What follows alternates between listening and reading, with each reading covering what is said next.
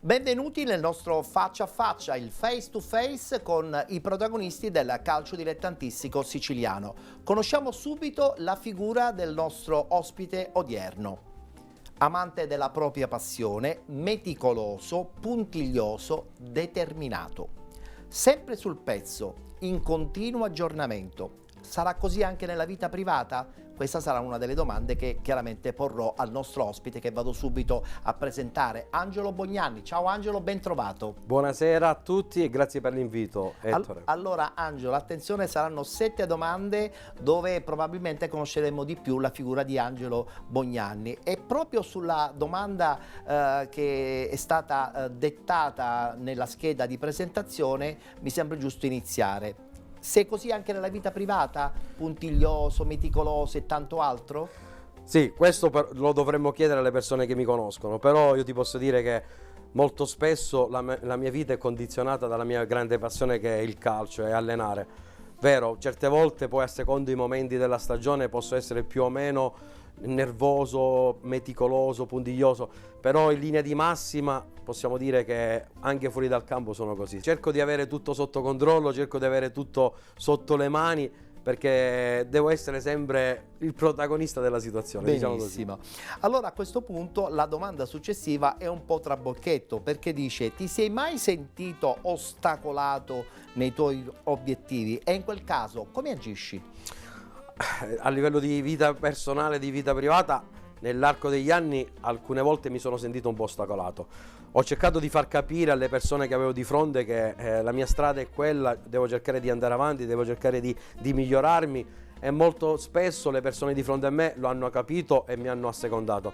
Però è capitato anche che chi era davanti a me mi ha messo una specie di muro e io lì ho cercato di scegliere quello che è bene per me. Quindi non sei tanto disposto a fare il muro contro muro? Muro contro muro no, però io cerco di dare tutte le giustificazioni, le spiegazioni per far capire all'interlocutore, alla persona di fronte a me. Sei per il dialogo? Sono sempre per il dialogo, per la condivisione, per il confronto. Poi quando vedo che dall'altra parte c'è un muro totale, io rinunci? Giro e vado avanti per la mia strada, augurando il meglio a chi è stato di fronte a me. Angelo, la tua passione ti ha portato anche a delle rinunce? Sì, io per questa passione che ho da fin da piccolo, da quando avevo 24 anni ho iniziato ad allenare, alleno quindi da 15 anni, molto spesso durante le stagioni, durante questo percorso di crescita professionale ho fatto molte rinunce. Ti posso fare un esempio: quando i miei amici, quando eravamo giovani, uscivano o pensavano a divertirsi, il mio primo obiettivo il sabato era studiare e pensare alla partita dell'indomani. O in estate, quando i miei amici andavano a Ibiza, ti faccio un esempio, io invece il mio obiettivo era andare ai ritiri di squadre di Serie A e di Serie B per cercare di carpire, di studiare i professionisti. E così è stato anche nel 2012, quando sono stato a studiare il ritiro a Châtillon della Juventus di Conte, e da lì mi è partito e mi si è aperto un mondo. Insomma, il tuo sacrificio poi alla fine è risultato certamente positivo per la tua crescita. Diciamo che i sacrifici che ho fatto nella mia vita e nella mia età più giovanile, più adolescenziale, mi ha permesso di fare questo percorso, mi ha permesso di crescere e sto facendo di questa mia passione una vera professione. Parliamo un po' anche della tua vita personale. Nella tua vita privata ti sei mai sentito cacciatore o più spesso invece preda? Allora, è una domanda difficile, si possono aprire vari mondi e vari argomenti, però io preferisco essere più un cacciatore.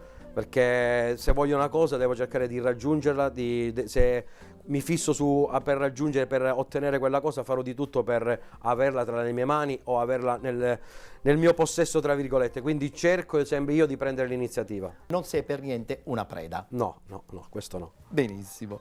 Vorrei conoscere la tua emozione più forte che hai avuto e che metti sempre in primo piano quando c'è da tirare fuori un ricordo che ti emoziona. Una domanda importante. La mia vita è fatta di tante cose importanti, di tante tappe importanti, di tante situazioni personali e private.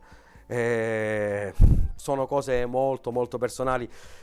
Diciamo che la mia vita, la mia crescita professionale, la mia visione delle cose è cambiata tanto quando c'è stato l'incidente nel 2001 di mia nonna, che teneva molto a me. Io a lei ero molto legato e le promesse che ho fatto a lei alcune settimane prima che succedeva quell'incidente, li sto portando avanti adesso. Quando io prometto a mia nonna, io cerco di essere una persona per bene, cerco di raggiungere e di perseguire nella mia strada personale. A distanza di 24 anni ti posso dire che sto cercando di mantenere quelle promesse. Quasi tutti i tuoi colleghi hanno sempre raccontato le emozioni che so di una partita o di un gesto atletico. Tu invece, mi sorprendi, racconti soprattutto un'emozione personale vissuta con una persona cara. Una persona cara che mi ha cresciuto insieme a mia madre, mi ha indirizzato secondo me nella parte migliore della vita, nell'essere sempre rispettoso, nell'essere sempre se stesso e nell'essere sempre educato verso gli altri. Questo modo di vedere mi ha facilitato nel mio percorso, mi ha fatto crescere, mi ha forgiato, mi ha fatto pian piano con l'esperienza, con gli anni fatto vedere le cose sotto una lente particolare. E poi, come ti posso dire, l'ultimo avvenimento che mi ha un po' segnato a livello professionale è stato il corso UEFA che ho fatto a Coverciano. Ho fatto il corso di giugno e mi preme dire che sono entrato senza deroghe, senza raccomandazioni, senza nessuna chiamata particolare, ma solo con i miei sacrifici, gli anni di allenamento, gli anni di studio, con la laurea e con tutto il percorso che ho fatto a livello professionale. Perché ci tieni a sottolineare questa cosa? Perché molto spesso in Sicilia si parla di Bognanni come quel ragazzo che dice dove vuole arrivare. Quel ragazzo che è partito dal basso, quel ragazzo che è partito a 24 anni dalla seconda categoria, ha scalato molte categorie e sta cercando di costruirsi. E fare un corso UEFA a giugno, che è quello più difficile, con Andanovic, con Ribéry, con Diamanti, con Criscito, con Antonini e con tanti altri colleghi importanti, come ad esempio Gaspare Cacciola della Sicilia, mi ha permesso di crescere, mi ha permesso di vedere le cose a 360 gradi e ti posso dire che quell'esperienza mi ha molto forgiato. Mi piace questa tua confidenza, complimenti perché insomma raccontandola ti sei un po' in un certo senso ancora una volta più identificato. Mare o monti? Quale di queste località preferisci come meta se c'è nella tua vacanza? Allora, diciamo che vacanze ne faccio poche e niente. Immaginavo. Perché per noi allenatori, o almeno per me, il periodo di giugno e metà luglio dovrebbe essere il periodo delle vacanze, invece noi siamo sempre costantemente a telefono, siamo sempre lì sul pezzo, siamo sempre con i direttori a sentirci 100 volte al giorno. È una fase di programmazione. Però se potessi scegliere ti dico che preferisco la montagna, più serenità, più tranquillità, riflessiva, più riflessiva. Dove posso stare meglio, meno caos, meno caos, bravo, perché vivo di caos tutto l'anno, quindi almeno quel mese stacchi la spina proprio per l'occasione, per stare un po' più sereno. Senti, che rapporto hai con i tuoi amici veri? Vuoi un feeling diretto oppure ti sta bene un rapporto così anche saltuario? Allora tutti diciamo che abbiamo tantissimi amici, ma secondo me gli amici veri sono pochi. Io ho pochissimi amici veri di cui mi fido ciecamente. Preferisco avere un contatto diretto, avere un rapporto diretto, e se c'è qualche cosa che loro non sono d'accordo con me, a me mi fa piacere quando mi dicono Angelo, secondo me questa cosa è così. E quindi sentire l'opinione anche dell'altro di cui ti fidi, hai un gran rapporto, per me è importante. Per me è importante perché certe volte mi riescono a far vedere le cose a 360 gradi. Ma non perché tu non sia riflessivo, ma il parere forse anche di una persona cara ti aiuta a completare magari il comportamento che devi attuare. Perfetto, il parere di una persona cara di cui tu ti fidi ti può servire su determinate situazioni. Non parlo a livello professionale, perché nella vita, nella sfera professionale io ascolto solo i collaboratori tecnici che ho, ma nella vita il parere di un amico è importante. Quindi scendi per bene la parte diciamo sportiva, lavorativa con quella privata. Bravo, sì, perché gli amici che ho, metà fanno parte del mondo del calcio e metà no, addirittura il calcio non gli piace, quindi a secondo. Ma forse mi sa che i suggerimenti migliori arrivano da quella parte. Sì, su molte cose. Perché sono spensierati. Sono spensierati. Senza interesse. E dicono le cose così di getto, come gli viene, senza interesse. È vero. Sei pronto sempre a metterti in gioco. Questo non rischia di sembrare che la tua vita è sempre piena di difficoltà? Oppure il tuo stato d'animo ha l'esigenza di essere sempre stimolato? Entrambe le cose. Io vivo di pressione, io vivo di stimoli. Ne abbiamo parlato anche in questi giorni. Per me, per come vedo io la vita, è sempre un continuo miglioramento, è sempre un continuo studio, è sempre un continuo approcciarmi su qualcosa che mi stimola a qualcosa di nuovo.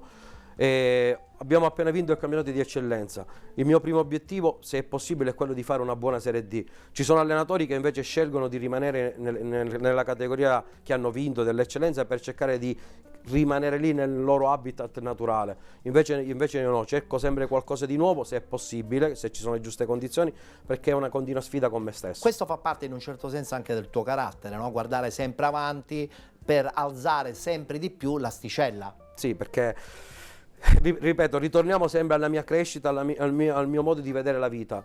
Il giorno in cui io dirò mi accontento, per me, secondo me, è finita. Invece se uno cerca sempre di migliorarsi, poi ci possono essere degli errori, e fa parte della vita, fa parte dell'essere umano, però uno deve avere sempre ambizione, secondo me.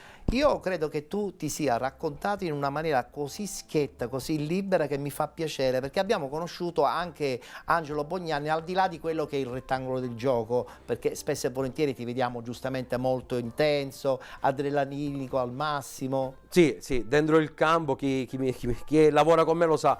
Quando io mi metto la tuta, entro dentro il campo, o durante il microciclo settimanale di lavoro, o durante la partita della domenica ufficiale, io divento un'altra persona. Ma finendo l'attività professionale, appena esco dal campo, io sono il primo a ridere, a scherzare, a tenere banco, tra virgolette. Angelo, abbiamo esaurito le 7 domande, ma io adesso, dato che tu mi parlavi diciamo della panchina che vivi in quella maniera, mi sorprende una cosa, che tu usi sempre un cappellino. Sì. È una forma scaramantica oppure insomma ti fa stare bene a prescindere dalla scaramanzia o meno? No, non è una cosa scaramantica, è una cosa che mi fa stare bene, perché ormai mi identifico con quel cappellino. Quindi se ad esempio ho la tuta blu, metto il cappellino blu. Se ho qualcosa di scuro nero, mi metto il cappellino blu. Sì, vado di comune accordo con lui. Infatti ogni tanto gli parlo, dico ci siamo, ci siamo. Benissimo. Angelo, ti ringrazio. Grazie. Sei stato veramente originale e soprattutto vero, perché la trasmissione Face to Face nasce proprio per raccontarsi